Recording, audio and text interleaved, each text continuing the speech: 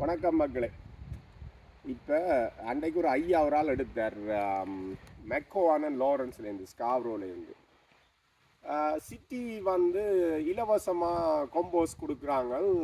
ஏன் நான் உங்கள்கிட்ட காசு கொடுத்து வாங்கணும்னு சொல்லி கேட்டேன். அப்போ எனக்கு ஓமரியில் சிரிப்பு தான் வந்தது. அதுக்கு தான் ஆசான் செந்தமிழன் இருக்கிறார், ஒரு இப்போ இயற்கை வேளாண் விஞ்ஞானி. அவர் இந்த தமிழ் மருத்துவம் நீரிழிவு நோயை வந்து பத்தரை செய்கிறவர். அதாவது டாக்டர்ஸோடைய வந்து ப்ரோக்ராமில் சேலஞ்ச் பண்ணினவர். நீங்கள் 100 நோயாளிகளை, நீரிழிவு நோயாளியை இந்த அலோபதி, அதாவது இங்கிலீஷ் மெடிசனில் உன்னால் அதை கண்ட்ரோல் பண்ணி வச்சுருக்க முடியுமே, கட்டுப்படுத்தி வச்சுருக்க முடியுமே தவிர அதை இல்லாமல் போக முடியாது. நான் சித்த மருத்துவத்தில் அதை இல்லாமல் பத்தறந்து போக சொல்கிறது, தமிழில் சொல்கிறது பத்தறந்து போக சொல்கிறது. அப்படி செய்ய பண்ணுவேன். அதுக்கு நீ தயாராக சொல்லுங்க. நீ ஆனால் கோபிநாத் வந்து அந்த நிகழ்ச்சி வந்து இதில் தானே போகிறது, ஸ்பான்சர் விளம்பரங்கள் பெரிய நிறுவனங்களோட எல்லாம் தண்டமாடு. அப்போ இந்த மருத்துவர்கள் எனப்படுபவர்கள் வந்து அதுவில் ஒரு இந்த மருந்து கம்பெனிங்க சேல்ஸ் ரெப் பண்ண சொல்கிறோம், விற்பனை பிரதிநிதிகள் மாதிரி தான் சில நேரம் ஏற்படுது. அப்போ அதை விடுவோம். அப்போ செந்தமிழை என்ன சொல்கிறான்னு சொன்னால், நாங்கள் வந்து ஒரு யாம்பெற்ற இன்பம் பெருக வையகம் என்று சொல்லி நாங்கள் மட்டும் எந்த பிள்ளைகளுக்கு கொடுத்து நான் மட்டும் சாப்பிட்டு நான் மட்டும் சேர்ந்து இருந்தால் போதாது. எங்களுடைய சமூகத்துக்கும் அந்த இதுகளை செய்ய வேணும் என்று சொல்லி போட்டு தான் இதை வெளிக்கிட்டது. உங்களுக்கு எல்லாருக்கும் தெரியும், இலவசம் என்று சொல்லி சொன்னால் இப்போவும் வந்து பச்சை தண்ணியில் பலாரஞ்சுடையிலாது இப்படி இலவசம்ண்டா அப்படி தான் இருக்குது. இலவசத்துக்கு அதுக்கு ஒரு பெருமானம் இல்லை, அதுதான் இலவசம். அதுதான் இலவசமாக கிடைக்கிறது. அது எதுவும் அப்படியா தான் இருக்குது.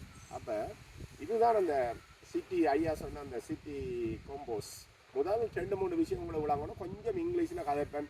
இதில் என்னென்னு சொல்லி சொன்னால், சில பேருக்கு இந்த நிறைய தமிழ் ஆட்கள் எங்கள்கிட்ட வர்ற ஆட்களில் நிறைய இளம்பிள்ளைகளும் வரையிலும், அதனால் இங்கிலீஷில் அவைகளுக்கு சொன்னால் கொஞ்சம் உடனே விளங்குமெண்டு. அப்போ 2 விஷயம் இருக்குது. ஒன்று ஃபர்டிலைசர் என்று சொல்கிறது. ஃபர்டிலைசர் என்றால் கண்டுகளுக்கான சாப்பாடு, அதாவது மரக்கறி அல்லது ஏதோ ஒரு தாவரத்துக்கான சாப்பாடு. கொம்போஸ் என்று சொல்கிறது. கொம்போஸ் என்று சொல்லி சொன்னால் அது வந்து மண்ணுக்கான சாப்பாடு. அப்போ இதில் என்ன நடக்குதுன்னு சொல்லி சொன்னால், நீங்கள் வடிவாக கவனிக்கணும். என்னென்னு சொன்னால் 2 விஷயம் நடக்குது. இந்த ஃபர்டிலைசர் என்றால் அது வந்து செயற்கை ஃபர்டிலைசரும் வரும். அதாவது கெமிக்கல் அடித்து கண்டை மட்டும் வளர பண்ணுறது, கண்டை மட்டும் வளர பண்ணுறது. இந்த இங்கே பார்த்துருப்பீங்க, ஏன்னா வீடுகளில் எல்லாம் வந்து ஒரு நீளம், இதே மாதிரி நீளம் கரைசல்ல ஒரு இதுக்குள்ளே போட்டுட்டு கரைச்சி இவ்வளோத்தில் அடி அவ்வளோத்தில் அடி அதுன்னு அடிவேன். நீங்களே குடிச்சு பாருங்க, கொஞ்சம் குடிச்சு பார்த்தா என்ன நடக்குது நன்னிக்கணும் அப்படி சொல்கிறதுக்கு. அது குடிச்சு பார்த்தா செத்துக்கிட்டு போயிடுவீங்க. அப்போ அது வந்து மண்ணை மெலடாக்கும். நம்மாழ்வார் சொல்வார் வந்து தாய்ப்பாலே விஷமாகிறது. இந்த அந்த சனி பிடிச்சதுகளை அடித்து தண்டித்தான் இந்த பிள்ளையை வளர்க்கக்கூடிய பிள்ளைக்கு உயிராக இருக்கக்கூடிய தாய்ப்பாலே விஷமாகிறது என்று சொல்லி நம்மாழ்வார் அதைத்தான் சொல்கிறேன். என்னென்னா, அந்த ஃபர்டிலைசர் அடிச்சு மண் மெலடாக போயிடும். அப்போ இதை வாங்கி, இந்த கொம்போஸை வாங்கி போடலாம். ஆனால் இதற்கு கொஞ்சம் வீரியம் குறைவு. இது எப்படி என்று சொல்லி சொன்னால், நான் அந்த கொம்போஸ் ஃபர்டிலைசர் 2க்கும் வித்தியாசம் சொல்கிறேன். கொம்போஸ்ன்றது வந்து மண்ணுக்கு சாப்பாடு கொடுக்குறது, மண் பிறகு தாவரங்களுக்கு சாப்பாடு கொடுக்குது, சரிதானே? அதுதான் கொம்போஸ்.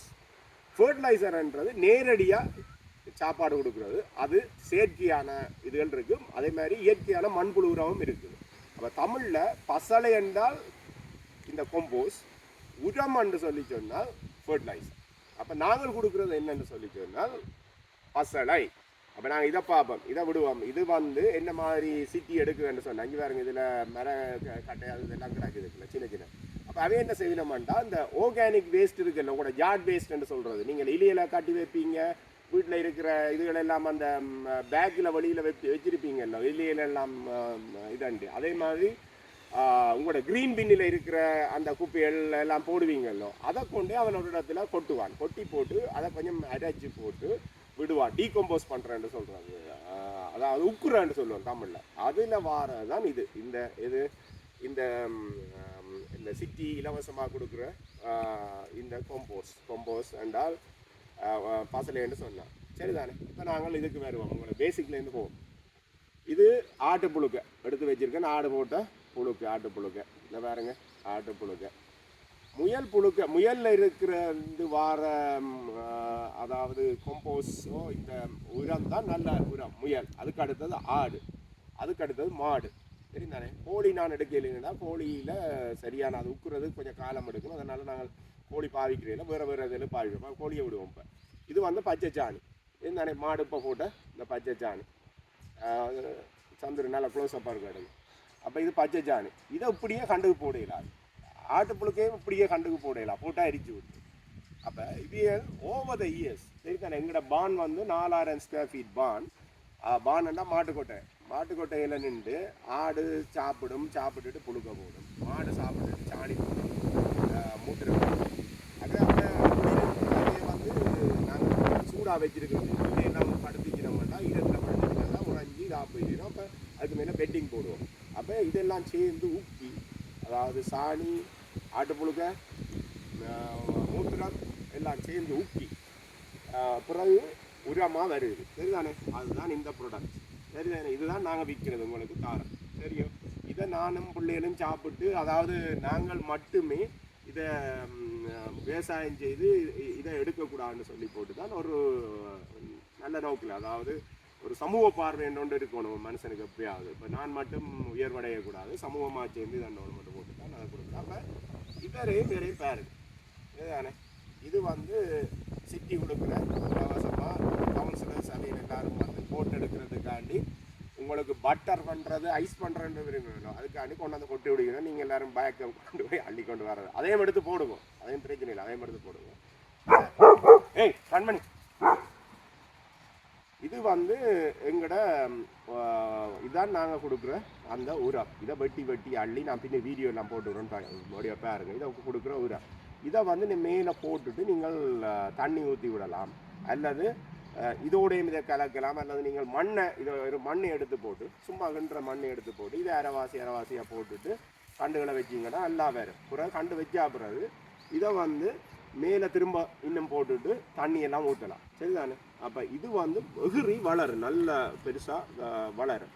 அப்போ இதுதான் அந்த நம்ம எங்களோட அதாவது இயற்கை உரம் என்று சொல்கிறது. இயற்கை பசலை இதுதான். அப்போ இது போட்டால் மண் மலடாகாது. சிட்டி கம்போஸே நீங்கள் போடுங்க, ஆனால் இதில் வந்து வீரியம் கொஞ்சம் குறைவு. இதில் என்னென்னா இது வந்து ஆடு மாடு புல்லை சாப்பிட்டு அது சாணம் போட்டு மைக்ரோ ஆர்கானிசம் எல்லாம் அதை உக்கப் பண்ணும். மைக்ரோ ஆர்கானிசம்னா நுண்ணுயிர்கள் என்று சொல்கிறது. சரிதானே. நுண்ணுயிர்கள்லாம் அதை உக்கப் பண்ணி அது பிறகு இப்படி இந்த வடிவத்துக்கு வர்ற அது நேராக பாவிக்கிறதுக்கு ரெடியாக இருக்குது. அப்போ இது வந்து வெளியில் வச்சிருப்பினோம், அதுக்காக இதை பாவிக்க கூடாதுன்னு சொல்கிற தேவையில்லை. ஆனால் இது வந்து என்னென்னா ஆர்கானிக் மேட்டர்ஸ் தான் இதில். சரிதானே. அப்போ இது வந்து நீங்கள் பார்த்தீங்கன்னா இதுக்கும் அவ்வளோ வித்தியாசம் இருக்குது பாருங்கள்.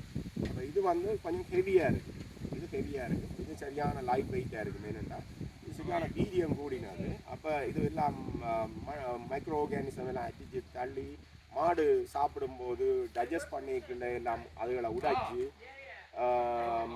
மூத்திரம் எல்லாம் பட்டு அப்படி வர்றது. அப்போ இது வந்து இயற்கையாகவே வந்திருக்குது. அப்போ இது வந்து சரியான வீரியம் கூடின சாமான். நன்றி மக்களே, வணக்கம். இன்னொரு வேற்றுமொழியால் வந்திருக்கிறோம்.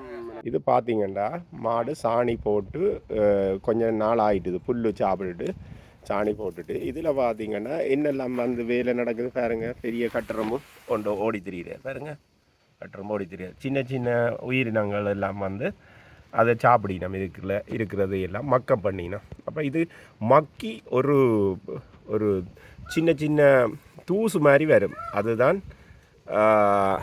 அந்த உங்களுக்கு தார பசலை. சரிதானே. பார்த்தீங்கன்னா இது இப்படி மாடு சாணி போட்டு நிற்கிது. இந்த பாருங்க மாடு அங்கே நிற்கிது, மாடு இங்கே வந்து சாணி போட்டுருக்கு. பச்சை சாணி காட்ட போகிறேன் பாருங்க.